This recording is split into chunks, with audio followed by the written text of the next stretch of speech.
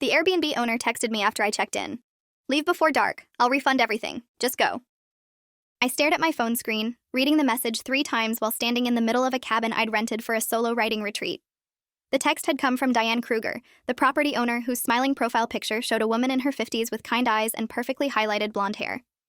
I'd arrived 30 minutes ago at 3:47 p.m. on a Thursday afternoon in October, when sunset was scheduled for 6:14 p.m. according to my weather app. That gave me 2.5 hours to pack up and leave, though I'd paid for 3 nights and had driven 4 hours from Portland to reach this supposedly peaceful cabin in the Cascade foothills. The message made no sense. I'd communicated with Diane extensively before booking, confirming that the property would be perfect for uninterrupted writing time. She'd been enthusiastic and helpful, even offering to stock the fridge with groceries if I sent her a list. Now she was telling me to leave immediately with such urgency that she was willing to refund my $450 booking. My hands started shaking as I typed a response. Is everything okay? Did something happen with the reservation? The 3 dots appeared immediately, showing she was typing. Then they disappeared. Then appeared again. Finally, a message came through. Please just trust me. Leave now. Don't wait. Lock your doors when you drive away. I'd been a freelance journalist for 8 years, long enough to recognize when someone was genuinely afraid. Diane's messages had that quality, the desperate brevity of someone who couldn't say what they wanted to say, either because they were being watched or because the truth was too dangerous to put in writing. I looked around the cabin with new eyes, seeing it not as the charming writer's retreat I'd imagined, but as a potential crime scene. The place was exactly as advertised in the listing. Small but well-maintained, 1 bedroom with a queen bed, a main room with a kitchenette and writing desk, a bathroom with a clawfoot tub. Large windows overlooked dense forest on 3 sides. The 4th side faced a gravel driveway where my Subaru was parked. Everything looked normal, even cozy, with rustic furniture and local art on the walls. But something had changed in the 30 minutes since I'd used the lockbox code to retrieve the key. Something had made Diane desperate to get me out before dark. I took photos of her messages and then called her number. It rang 4 times before going to voicemail. I hung up and tried again. This time she answered on the first ring. You need to leave. Her voice was barely above a whisper, tight with stress. Right now. Please don't ask questions. Just get in your car and drive back to Portland. Diane, I'm a journalist. If something illegal is happening here, I need to know. Are you in danger? Should I call the police? Her sharp intake of breath was audible. No police. Not yet. They'll think I'm crazy, or worse, they'll think I'm complicit. Which I guess I am, but I didn't know. Not at first. And by the time I figured it out, I was too afraid to say anything. And now I just want you to leave before they get here. The words tumbled out in a rush, then she stopped abruptly. Who's they? I asked, my journalist instincts overriding my growing fear. The people who use the cabin. They have it reserved for tonight through Sunday.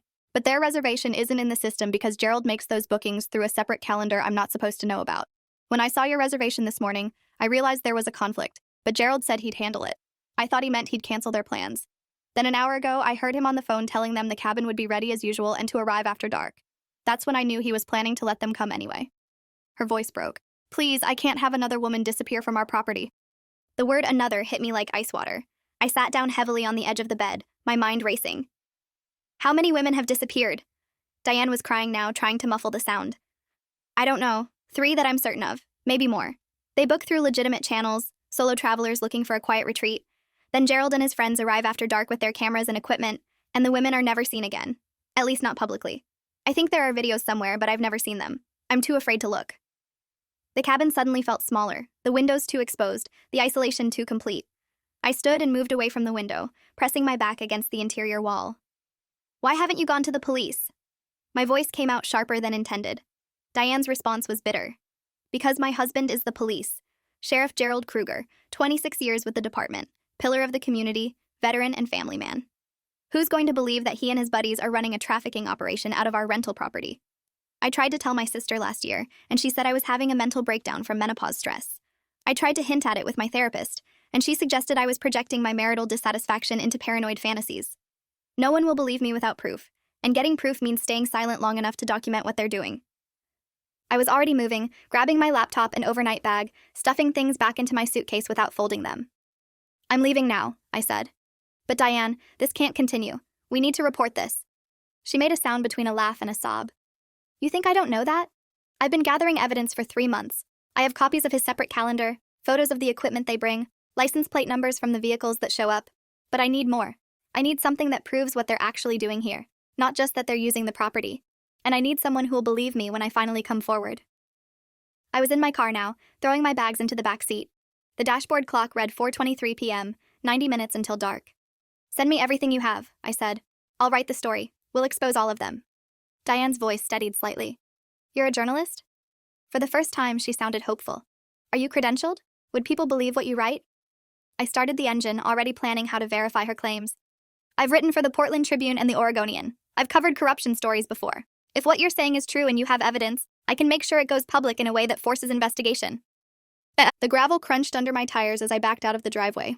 I was watching the cabin in my rearview mirror when I saw it, a black SUV turning onto the access road about a quarter-mile behind me. It was too far away to see clearly, but something about its deliberate approach made my stomach drop. Diane, is your husband driving a black SUV? Her sharp gasp was answer enough. He left 20 minutes ago, said he was heading to the cabin to check on something. I thought that meant he was going to scare you away or make up an excuse for why you couldn't stay. But if he's there already... She trailed off. The SUV was getting closer. I accelerated, taking the curves of the narrow forest road faster than was safe. My Subaru handled well, but this wasn't my area and I didn't know the roads. The SUV had no such hesitation, maintaining its distance behind me but not dropping back. He's following me, I said, trying to keep my voice calm. What kind of vehicle does he drive? Diane's voice was shaking again. Black GMC Yukon. License plate number is BDK 4392. Vanity plates, his initials. If he's following you, it means he knows you were at the cabin, which means he might know I warned you. The road curved sharply and I took it too fast, feeling my tires lose traction slightly before gripping again. The SUV stayed behind me, matching my speed. I tried to remember the route I'd taken to get here, the turns I'd need to make to reach the main highway. It had seemed straightforward on the drive in, but now every fork in the road felt like a potential trap. Can you call someone? I asked Diane. A neighbor? A friend? Someone who can help? Her bitter laugh returned. And tell them what? That my husband is following a guest who left our Airbnb early? That sounds like nothing. He'll say you stole something or damaged property or drove away without paying. He's the sheriff, remember? Whatever story he tells will be the official version. She was right, and that realization made my hands grip the steering wheel harder. If I called 911 right now, the dispatcher would probably route the call to Gerald's department. He'd be able to hear exactly where I was and what I was reporting. The system designed to protect people would be working against me. Stay on the line with me, I said. If something happens, you'll be a witness. I heard her moving, maybe stepping outside or into another room. I'm recording this call on my end too. If he does something to you, at least there will be evidence. The road finally intersected with a larger highway. I turned right toward civilization, toward the town of Brightwood where I'd stopped for gas on the way in. The black SUV followed. But now there were other cars on the road. Witnesses. Normalcy. I let out a breath I hadn't realized I was holding. The SUV maintained its distance about 3 car lengths back, not threatening but unmistakably present. We drove like that for 15 minutes, covering the miles toward town. My phone GPS showed a sheriff's station in Brightwood, ironically located right off the main highway. I almost laughed at the absurdity. The building designed to provide safety was run by the man I was fleeing from. He's still following me, I told Diane. I'm almost to Brightwood. She inhaled sharply. That's his jurisdiction, his station, his deputies. If you stop there, you'll be walking right into his hands. The SUV's turn signal blinked. It was exiting the highway 1 ramp before Brightwood, casually departing as if it had never been following me at all. I watched it disappear down the exit ramp, my heart still hammering. He just left, I said. Took an exit. He's gone. Diane was quiet for a moment. He was making sure you actually left. Now he knows you're gone and won't be coming back tonight, which means whatever they have planned will proceed as scheduled. I pulled into a gas station in Brightwood and parked under the bright lights near the entrance where cameras would be visible. My hands were finally steady enough to hold my phone without shaking. Diane, send me everything you have. Every piece of evidence, every detail. I'm going to verify your claims and then we're going to burn his entire operation to the ground. She sent the first file within minutes. A screenshot of a calendar titled G's personal schedule, showing dates marked with codes. SC appeared every 2 to 3 weeks, always on weekends. Below each code was a time, always after dark, and occasionally a note like, equipment ready, or cleanup needed. The dates went back 18 months. I cross-referenced them with Diane's legitimate Airbnb calendar that she sent next. Every date marked SC on Gerald's calendar corresponded to a weekend when a solo female traveler had booked the cabin through the public listing. Every single one. But here's where it got darker. On the Airbnb calendar, about 40% of those bookings showed guests who'd checked in but never left a review, just vanished from the platform after their stay. That wasn't unusual by itself. Plenty of guests don't leave reviews. But combined with Gerald's secret schedule, the pattern was damning. The third file was a spreadsheet Diane had created, tracking details she'd pieced together over 3 months. Guest names, booking dates, whether they'd left reviews, whether she'd seen them leave the property, whether any inquiries had come afterward from friends or family. 3 names were highlighted in red with a note. Confirmed missing persons reports filed. I ran quick searches on those names. Emily Navarro, 31, missing since July 15th after telling friends she was going on a solo retreat. Jessica Thornton, 28, last seen June 3rd heading to a cabin rental in the Cascades. Zoe Liu, 25, disappeared May 20th. Her car found abandoned near a trailhead 40 miles from the cabin. All three had been reported missing. All three had last been seen heading to Diane's property. All three had booked through AirBnB on weekends when Gerald's secret calendar showed SC appointments. The evidence was circumstantial but compelling. 3 missing women, all matching the same pattern, all connected to a property owned by a sheriff who maintained a secret scheduling system and had access to all the resources needed to make people disappear. I sat in my Subaru under those gas station lights and felt rage replace fear. These women had gone looking for peace, for space to think or write or heal, and they'd walked into a trap. They'd trusted a system that was supposed to protect them. Verified listings, review systems, the basic assumption that society had safety mechanisms. But all of those protections meant nothing when the predator was the person everyone trusted to enforce the law. I called my editor at the Tribune, James Whitmore, who'd worked in investigative journalism for 30 years. James, I need to tell you about a story, but you have to hear me out before you decide I'm crazy. He listened without interrupting while I laid out everything. The warning text, the chase, Diane's evidence, the missing women. When I finished, he was quiet for a long moment. You're saying a county sheriff is running a trafficking operation out of his wife's Airbnb? His skepticism was evident but not dismissive. I'm saying there's enough evidence to warrant investigation. 3 confirmed missing persons, all last seen at the same property. A secret calendar maintained by the property owner's husband who happens to be the local sheriff. A pattern of solo female travelers who vanish after booking. That's either the world's worst coincidence or something criminal. James made a thinking sound. You can't publish this based on what you have. It's too thin, too circumstantial. A sheriff's department would sue us into oblivion, and they'd probably win. You need more. You need either a victim who survived and can testify, or you need direct evidence of a crime in progress. I knew he was right, but the knowledge sat bitter in my stomach. What do I do? I asked. You document everything, James said. You verify every piece of information Diane gave you. You reach out to the families of those missing women and see if they'll talk.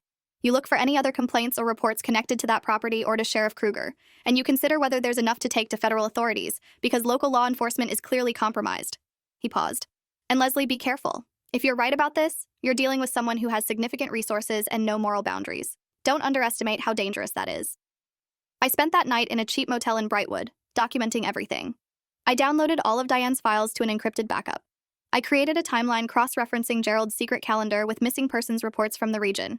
I drafted emails to the families of Emily Navarro, Jessica Thornton, and Zoe Liu, carefully explaining that I was investigating their loved ones' disappearances and asking if they'd be willing to discuss their cases. By midnight, I had a framework for the investigation, but I also had a growing sense of urgency. Tomorrow was Friday. According to Gerald's calendar, the next SC appointment was scheduled for this weekend.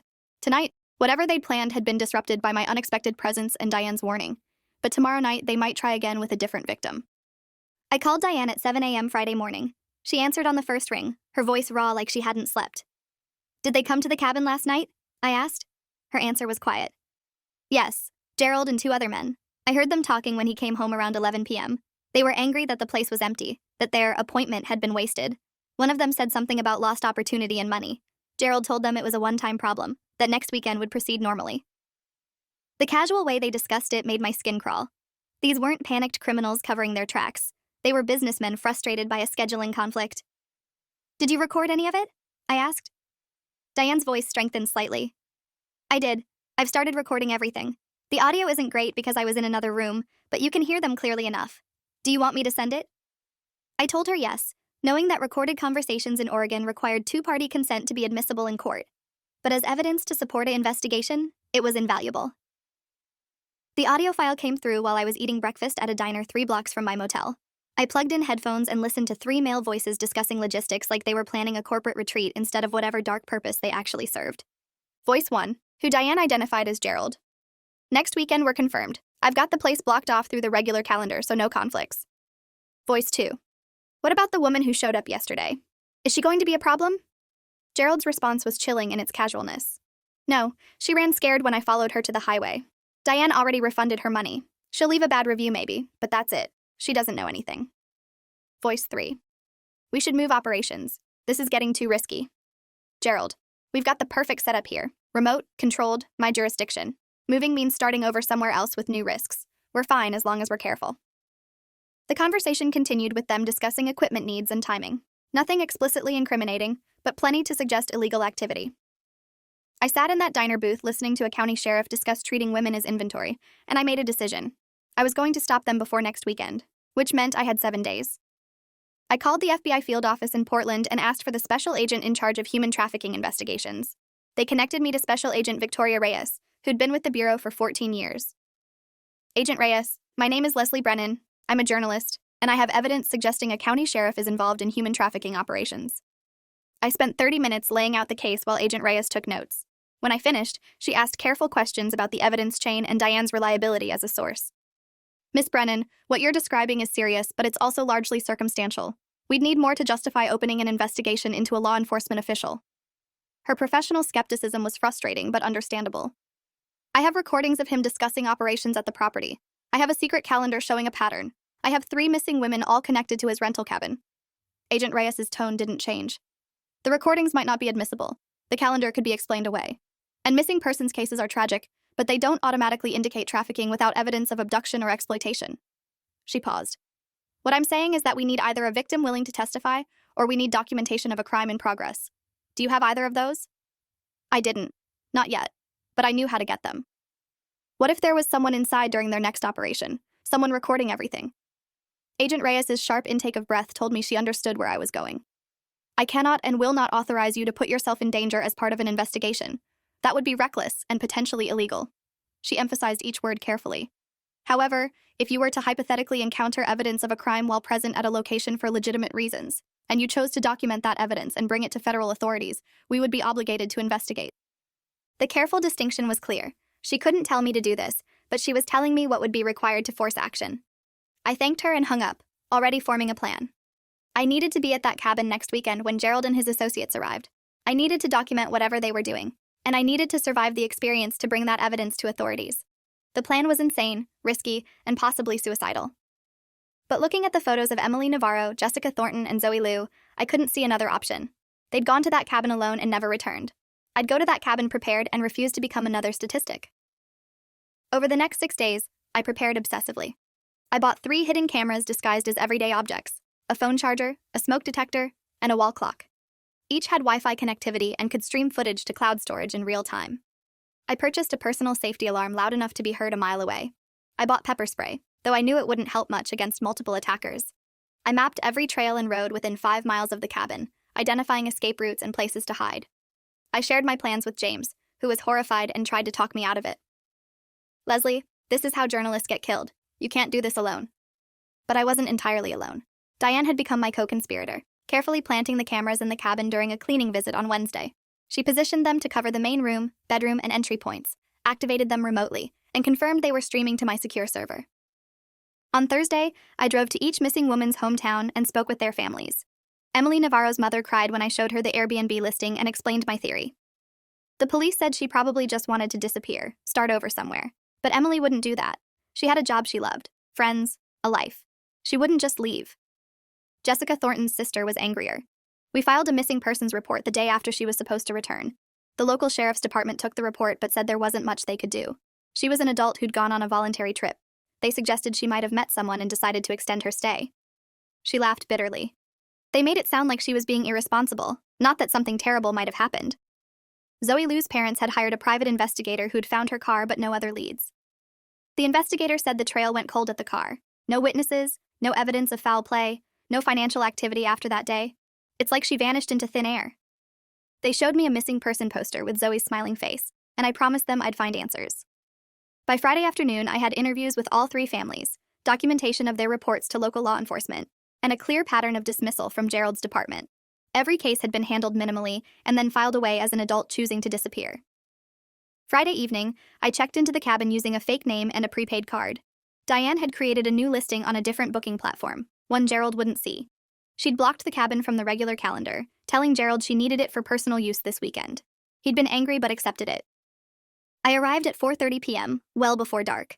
The cabin looked exactly as it had a week ago, peaceful and isolated. But now I knew what it really was, a hunting ground. I spent the remaining daylight hours triple-checking the cameras and setting up additional precautions.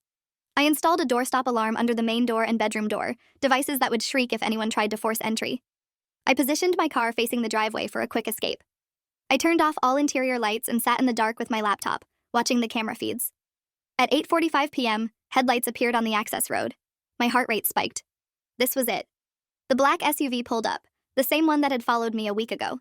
2 other vehicles arrived behind it, a silver pickup truck and a dark sedan. 6 men total emerged from the vehicles. I recognized Gerald from photos Diane had sent. Tall, 50s, the authoritative bearing of someone used to being obeyed. The other men ranged in age from 30s to 60s. They were dressed casually but carried equipment bags. They approached the cabin confidently, one of them using a key to unlock the door. The key worked. They walked in, turned on lights, and froze when they found the place empty. Gerald's voice came clearly through the hidden microphones. "Where is she? The booking said check-in was 4 p.m. One of the other men checked his phone. Diane's listing shows the place blocked all weekend. She said she needed it for personal use. Gerald's face flushed with anger, visible even on the grainy camera feed. She knew. That interfering bitch knew we had an appointment. He pulled out his phone and called someone. I could hear it ringing through the cabin's speakers before Diane answered. "Gerald? What's wrong?"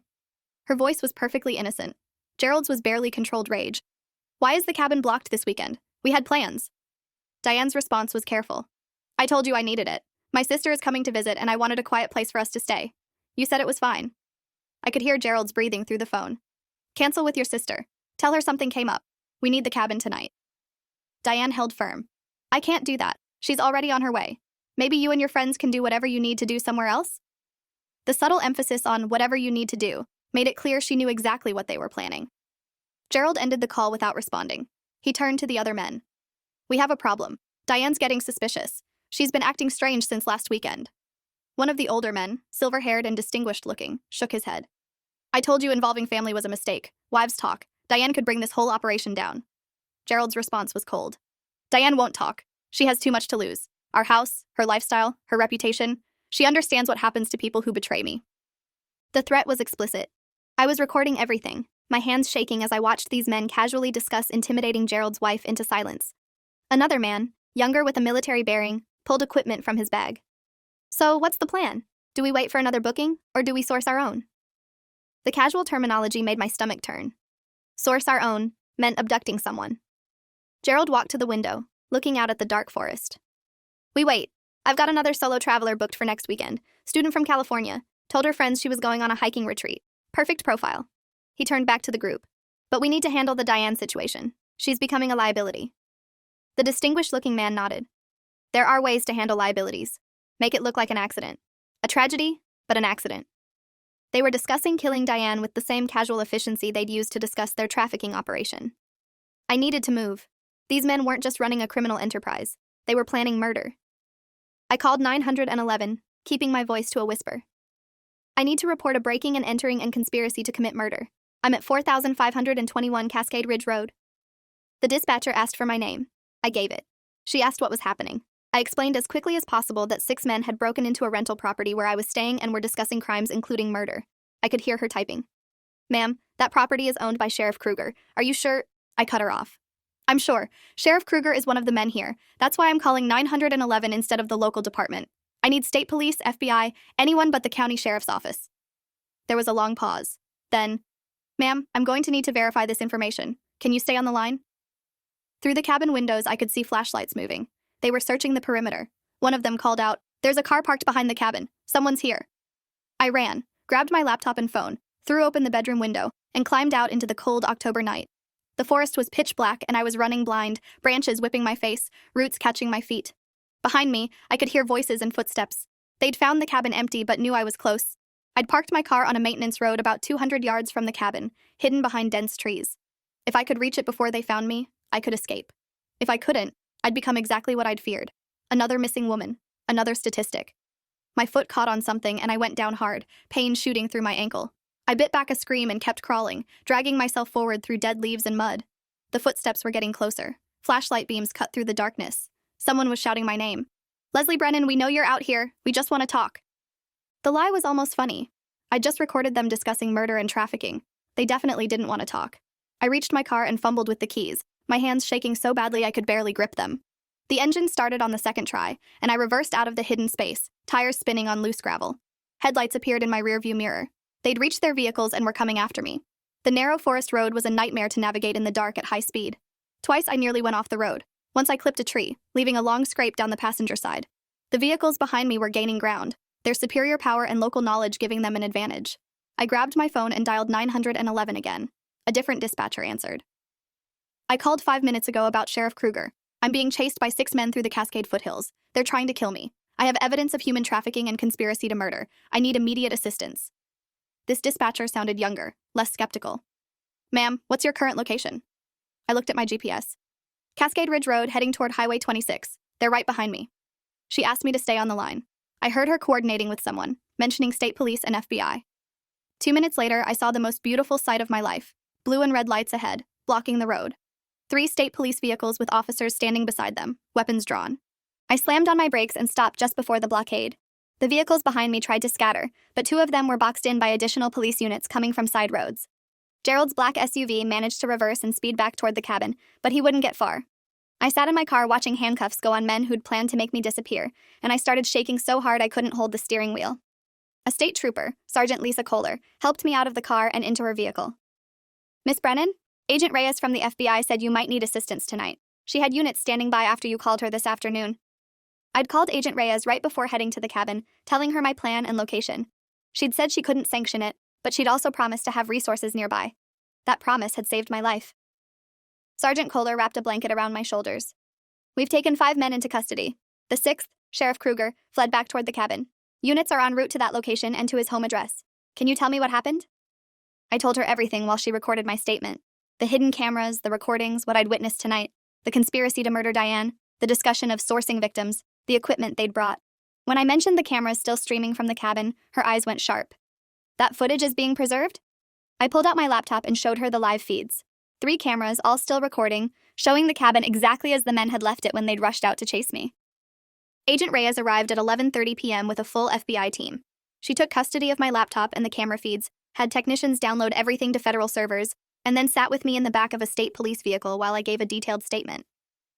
You recorded 6 men discussing human trafficking operations and conspiracy to commit murder, she said, not as a question but confirmation. That's sufficient evidence to justify immediate federal investigation. She looked at me with an expression somewhere between admiration and frustration. What you did tonight was incredibly brave and incredibly reckless. You could have died. I knew that. My hands were still shaking and my ankle was swelling where I'd fallen, but 3 women were still missing, and this was the only way to force the system to act. Will this be enough to find them? Emily, Jessica, and Zoe? Agent Reyes' expression softened. We're executing search warrants on all properties connected to Gerald Kruger and his associates as we speak. His house, the cabin, his office. We're seizing computers, phones, financial records. If those women are alive and being held somewhere, we'll find them. If they're not... She didn't finish the sentence. By 2 a.m., federal agents had arrested Gerald at his house. He'd gone home after fleeing the cabin, apparently thinking he could bluff his way through or claim the entire thing was a misunderstanding. Finding FBI agents waiting with arrest warrants and evidence of his recorded conversations made that impossible. The other 5 men were also in custody, 2 deputies from Gerald's own department, a county judge, a prominent local businessman, and a doctor from the regional hospital. All respected community members, all part of the conspiracy. Diane was brought in for protective custody and witness testimony. She'd recorded months of evidence beyond what she'd sent me, documentation she'd been too afraid to share before tonight. Phone calls, text messages, accounting records showing money flowing through shell companies connected to the men. The scope of the operation was staggering. By dawn Saturday morning, the story was breaking nationally. Sheriff arrested in human trafficking conspiracy. My name was in every article as the journalist who'd exposed it, though the real hero was Diane, who'd risked everything to warn me and document her husband's crimes. Over the next week, the investigation expanded. FBI digital forensics found evidence on Gerald's computers that broke the case wide open. Videos of assaults at the cabin, messages between the 6 men discussing acquisitions and inventory, financial transactions showing they'd been selling content to underground networks. It wasn't just trafficking. It was production and distribution of violent assault videos, targeted at solo female travelers who trusted the safety mechanisms of legitimate booking platforms. And they found the women. Emily Navarro was discovered alive in a property owned by one of the accomplices, held in a locked basement room. She'd been missing for 3 months but survived. Jessica Thornton and Zoe Liu were found through digital evidence that led to burial sites in remote forest locations. They hadn't survived. The evidence was overwhelming. All 6 men were charged with multiple federal counts: human trafficking, conspiracy, kidnapping, murder, and sexual assault. The trial was scheduled for the following spring, but plea negotiations started immediately when prosecutors presented the recordings I'd captured. 4 of the men took plea deals, agreeing to testify against Gerald and the county judge in exchange for reduced sentences. Gerald refused to plea. The trial lasted 3 weeks. I testified for 2 days, walking the jury through everything I'd found: the pattern of missing women, Diane's evidence, the night I'd recorded them discussing their operations. Diane testified for a day, explaining how she'd slowly realized what her husband was doing and how terrified she'd been to speak up. Emily Navarro testified despite the trauma, describing her months of captivity and the horror of that cabin. The defense tried to discredit all of us. They claimed Diane was a scorned wife making up stories for a divorce settlement. They suggested I was a journalist seeking attention and sensationalism. They argued Emily's testimony was unreliable due to trauma. None of it worked. The jury had the recordings, they had the digital evidence. They had 3 women's bodies recovered from unmarked graves. After 18 hours of deliberation, they returned guilty verdicts on all counts for Gerald and the judge. The others, who'd taken pleas, received sentences ranging from 15 to 30 years. Gerald was sentenced to life without possibility of parole. 6 months after the trial, I was offered a book deal to write about the investigation. I declined. This wasn't my story to profit from. It belonged to the women who'd suffered. Instead, I wrote a series of articles about the systemic failures that had allowed the trafficking to continue. How law enforcement investigated its own, how booking platforms verified properties, how missing persons reports were dismissed when the victims were adult women. The articles won a Pulitzer Prize. I donated the prize money to an organization supporting trafficking survivors. Emily Navarro recovered slowly, undergoing extensive therapy. She eventually started a nonprofit focused on safety education for solo travelers. We stayed in touch, occasionally meeting for coffee when she felt strong enough to discuss what had happened. Diane divorced Gerald and testified against him at every parole hearing, ensuring he never had the opportunity for release. She sold the cabin property and donated the proceeds to Emily's nonprofit. She'd become an advocate for domestic violence victims, speaking about how living with an abusive partner had made her complicit in his crimes through fear. The families of Jessica Thornton and Zoe Liu received closure, though closure felt like an inadequate word for the grief of burying daughters who'd been murdered while seeking peace. They established scholarships in their daughters' names, supporting women pursuing careers in journalism and law enforcement. 1 year after that Friday night when I'd run through dark forests pursued by monsters, I returned to the cabin location. The structure had been demolished, the property returned to wilderness. Nothing remained except a memorial marker listing the names of the 3 confirmed victims and a promise: you will not be forgotten. Standing there, I thought about Diane's warning text. Leave before dark. I'll refund everything. Just go. She'd risked everything to save a stranger, and that choice had brought down an entire criminal network. Sometimes salvation comes from the most unexpected sources, not from the systems designed to protect us, but from individuals who choose courage over complicity, even when courage might cost them everything. I thought about the text I'd almost ignored, the warning I could have dismissed as crazy. And I thought about the women who hadn't received that warning, who'd trusted a system that had betrayed them. The investigation revealed there had been 8 victims total, not 3. 5 more women who'd never been reported missing, whose families thought they'd simply cut contact or started new lives. 8 women whose only crime was seeking solitude, who'd been targeted by predators who'd weaponized their trust in legitimate safety systems. The story changed how booking platforms verified properties and how law enforcement handled missing persons cases involving solo female travelers. It changed how seriously authorities took reports from family members when adult women disappeared. It created new protocols and new awareness, but it couldn't bring back the women we'd lost. I work as an investigative journalist still, focusing on stories of systemic failure and institutional corruption. The experience taught me that the most dangerous predators aren't the obviously criminal ones. They're the ones everyone trusts: the sheriff, the judge, the respected community leaders. They're the ones who understand exactly how to exploit the systems meant to protect us. And it taught me to listen when someone risks everything to deliver a warning. Because Diane's text had saved my life. Her courage had exposed a conspiracy. Her willingness to believe that one woman's safety mattered more than her own comfort had changed everything. 2 years later, I received a letter from Emily Navarro. She was doing well, she wrote. Thriving even.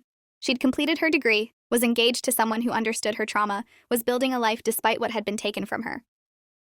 I think about what would have happened if you hadn't been there that night, she wrote. If you hadn't documented everything, if you hadn't risked yourself to stop them. I'd probably still be in that basement, or dead like Jessica and Zoe. You gave me my life back. I don't know how to thank you for that. I wrote back and told her the truth. She'd given herself her own life back by surviving, by testifying, by refusing to let them destroy her completely. I'd just been the person who'd listened when someone said something was wrong. Sometimes that's all it takes. One person listening, believing, acting. One person refusing to ignore a warning just because it's inconvenient or scary or doesn't make sense. One person saying, I believe you, when everyone else says, you're crazy. 3 years after that Friday night, I still think about the text message. Leave before dark. I'll refund everything. Just go. 6 words from a stranger that changed everything. I think about alternate timelines where I'd ignored Diane, where I'd dismissed her warning as paranoia, where I'd stayed that first night and become another missing woman whose family wondered what happened. I think about the randomness of it, how she'd happened to see my booking, how she'd chosen to warn me instead of staying silent, how that choice had cascaded into exposing an entire operation. And I think about the women who weren't so lucky, who didn't receive warnings, whose stories ended in unmarked graves in the forest. I carry their names with me: Emily Navarro, Jessica Thornton, Zoe Liu, and 5 others whose families I've come to know. They deserved better than what was done to them. They deserved a system that worked, authorities who protected instead of preyed, safety mechanisms that actually kept them safe. The best I can do now is tell their stories, expose the failures, and maybe prevent the next tragedy. Because somewhere right now, someone is receiving a warning. Someone is being told something doesn't feel right, that they should leave, that they should trust their instincts, and whether they listen might determine whether they survive. I hope they listen. I hope they remember that sometimes the most important thing you can do is trust the person who tells you to run. Even if you don't understand why. Even if it seems crazy. Even if it costs you money or time or convenience. Thanks for watching till the end. Make sure to subscribe and like to not miss the next story.